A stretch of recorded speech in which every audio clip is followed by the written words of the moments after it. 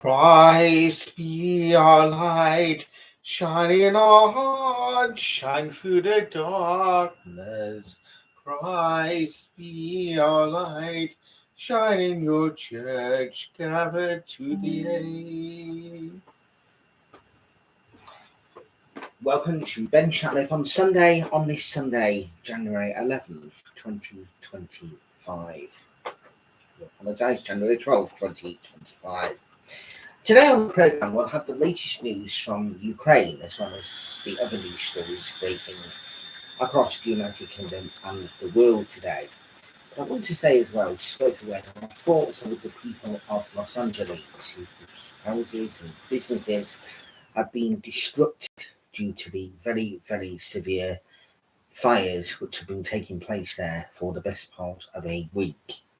And thoughts and prayers are with all those people affected, the rich and famous, even the ones who have nothing at all, because everybody has been affected, whether you have money or you don't have money. You still lost your home, you still lost your livelihood.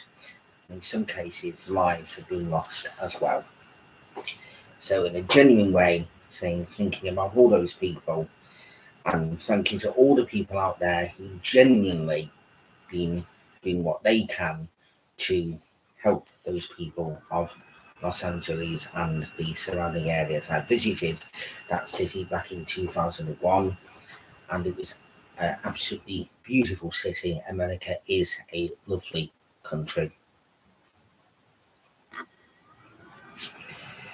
We'll begin today by having a look at the news stories which are affecting in Ukraine.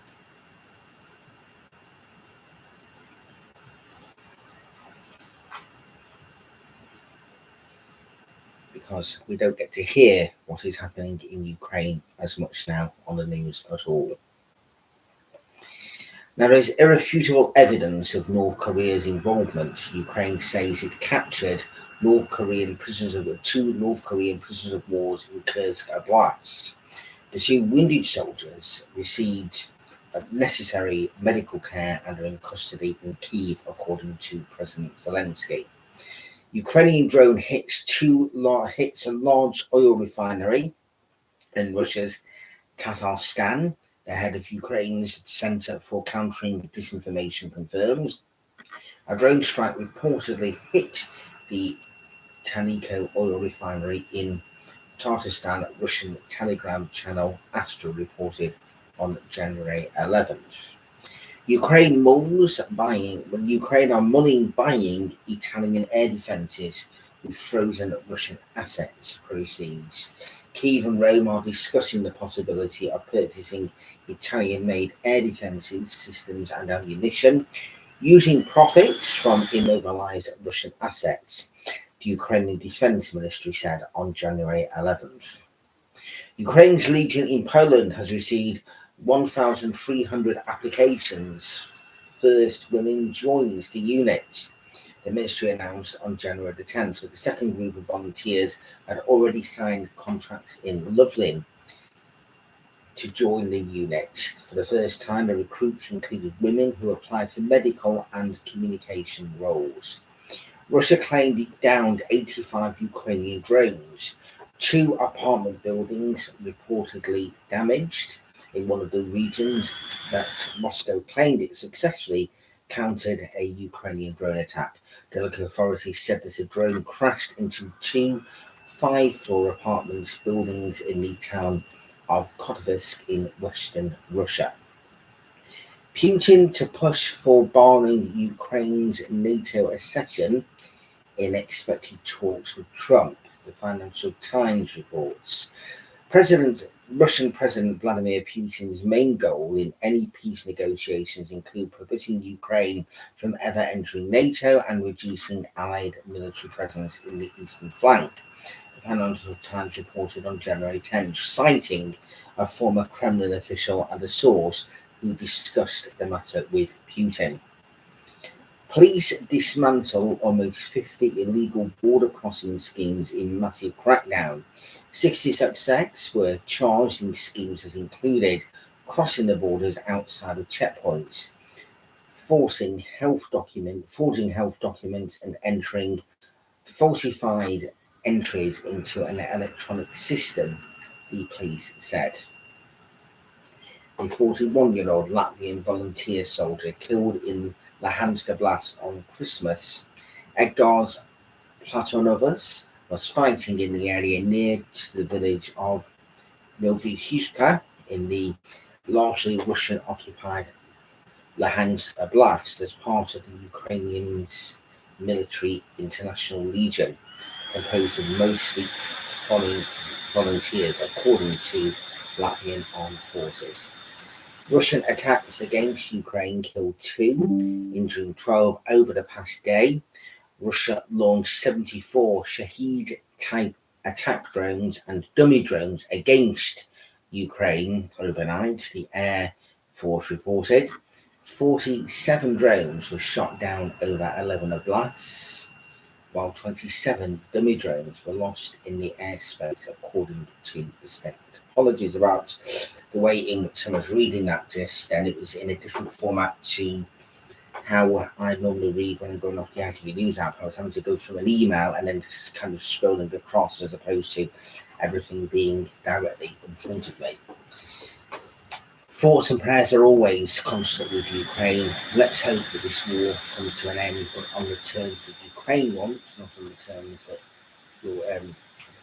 George Bush, not on the terms that Donald Trump, Elon Musk, Putin, or any of these others, other than Ukraine themselves. It's up to President Zelensky and the Ukrainian people how that war is to end and the peace. The death toll from the wildfires in Los Angeles has risen to at least 16, while new evacuation orders have been issued as firefighters race to cut off the spread of the flames. The Los Angeles County Medical Examiner's Office confirmed on Saturday night that 5 fatalities were attributed to the Palisades fire and 11 resulting from the Eaton fire.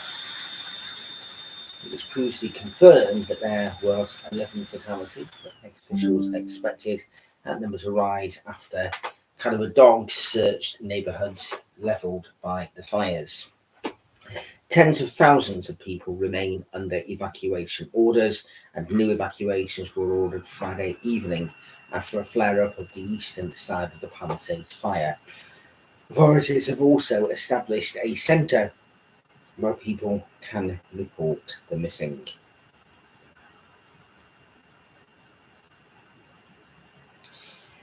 Two people have died after they were hit by a lorry on the verge of a road in North Yorkshire. PC Rosie Pryor and 41-year-old Ryan Welford from Knaresborough were struck by a heavy goods vehicle on the A19 near Thirsk on Saturday, January 11th.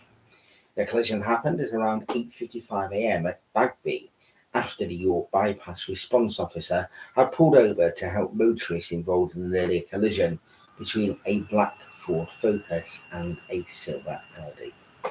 Unfortunately, with all those people involved there.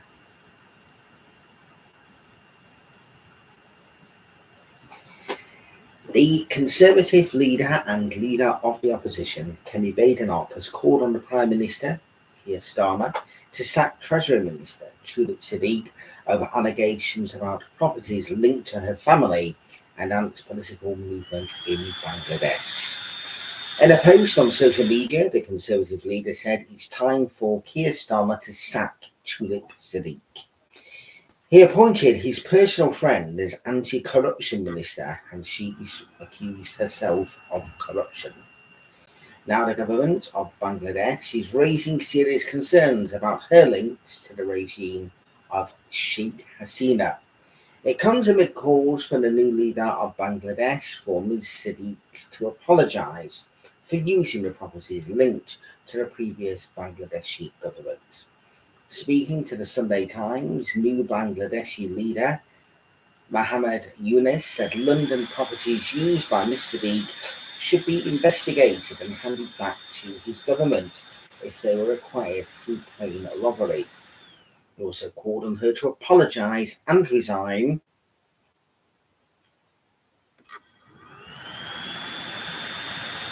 saying she becomes the Minister for Anti-Corruption and defends herself.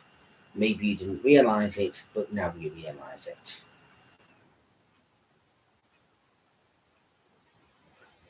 We'll watch that story as it breaks. A pair of Eric Morecambe's glasses have fetched £20,000 as an auction, along with other showbiz memorabilia belonging to the late comedy legend. Personal items owned by the comic went on sale 10 months after the death of his widow Joan, aged 94, in March 2024. Among the trove of showbiz memorabilia found at his Hertfordshire home was his imitation tortoise shell glasses, made by the company Metzil, which became synonymous for his comedic persona. The glasses sold alongside his Barling Briar pipe and 2 black and white photographs of him with the spectacles. As one half of the comedy duo Morecambe and Wise, he is awarded an OBE. He was awarded an OBE in 1976 by the late Queen Elizabeth II, which sold for £11,000, which was £8,000 above its estimated price. I remember when Eric Morecambe passed away back in 1984. That means then that his widow lasted for almost 40 years. Amazing.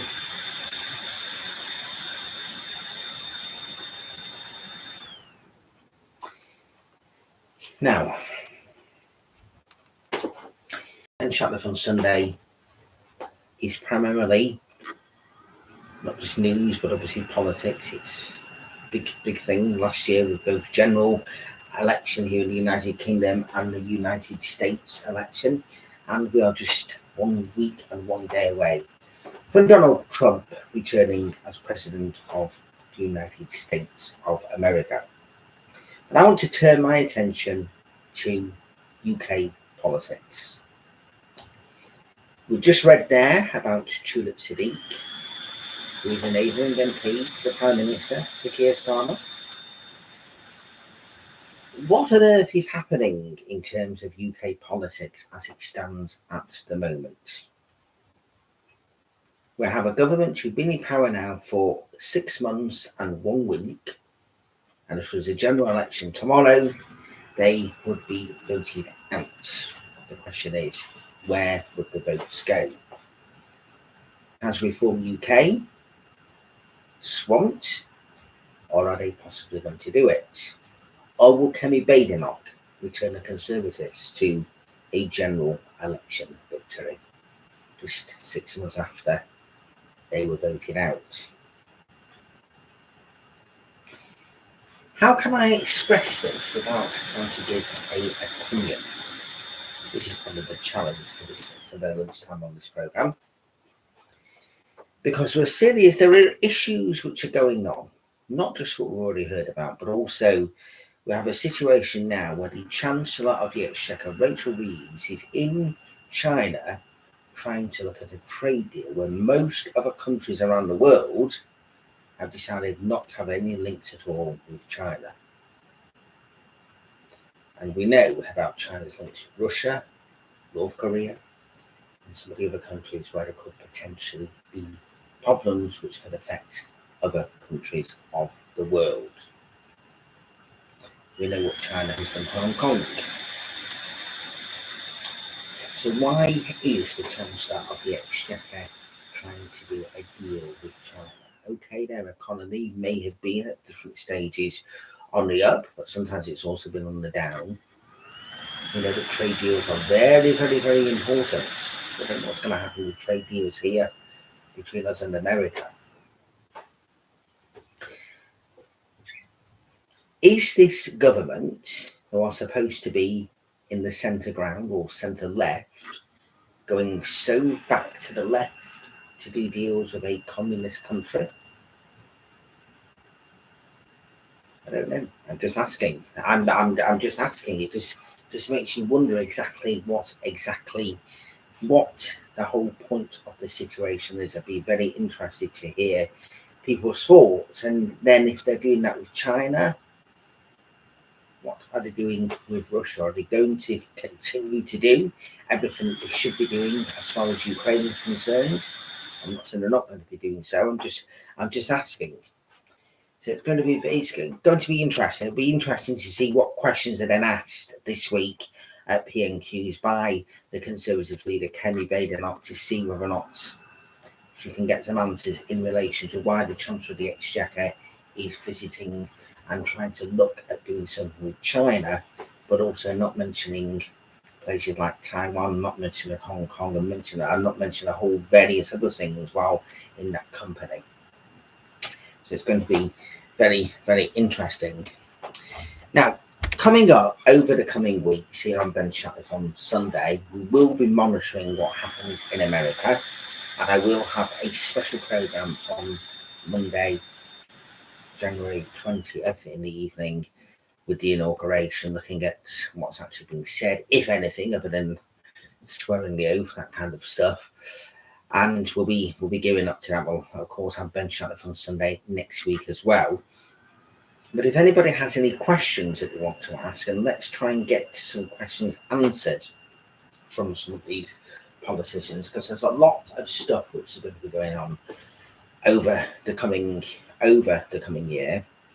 We also cannot forget as well that there is a very, very important anniversary which is coming up tomorrow, and that is the 80th anniversary of the liberation of Auschwitz. Now, last year marked 80 years since a Nazi death camp in Poland was liberated by the Red Army. And even though there were rumours of what was happening, what the Nazis were doing, it came proper common knowledge to light to everybody.